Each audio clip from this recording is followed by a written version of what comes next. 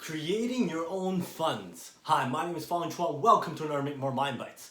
Creating your own funds. Now, I'm not talking about counterfeiting. I'm not talking about printing money. I'm talking about creating products and services so that you are able to convert that into funding, so that you can convert that into services, so that you can convert that into commodities that you can trade back and forth. But the thing is, you need to start creating. You need to create services or you need to create products, and you just need to start somewhere. Lots of people are just sitting there thinking, boy, I hope things are different. Boy, I hope I get a raise. I just hope that I can do this. I wish. But what they really need to start thinking about is how do you expand your multiple streams of income? And you never know until you try it. And I talked about that before. You just have to try doing something. You have to take that action. Create something and start selling it online.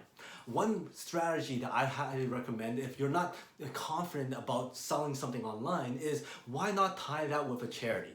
Why not start creating something and sell it and go all proceeds or 50% of the proceeds or 20% of the proceeds or whatever it is tied to a donation to a certain charity.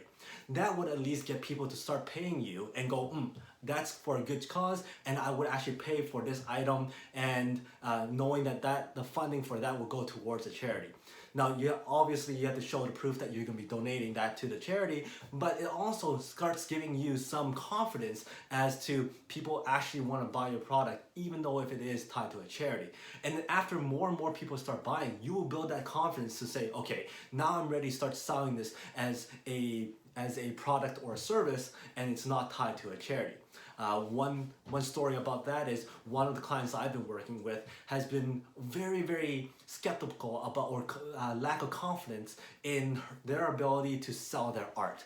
So the very first step I recommended is, well, provide 2, 3, 4, 5 pieces to a charity auction to see if anybody will buy your pieces of art at that auction. Sure enough, people bought those pieces of art.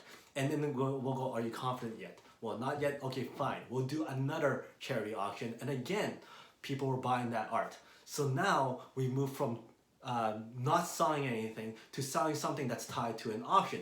Well, the confidence level got up a little bit because they start feeling, wow, somebody actually does appreciate my art.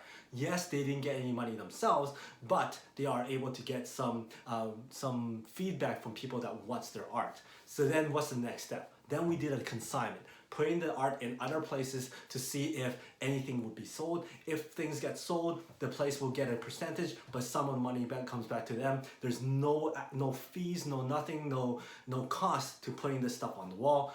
And that's another test. And sure enough, somebody else bought a piece of art, and now their confidence level went up again. So again, create something and just try it out. And sooner or later, you'll see that there's gonna be a market out there for what you want.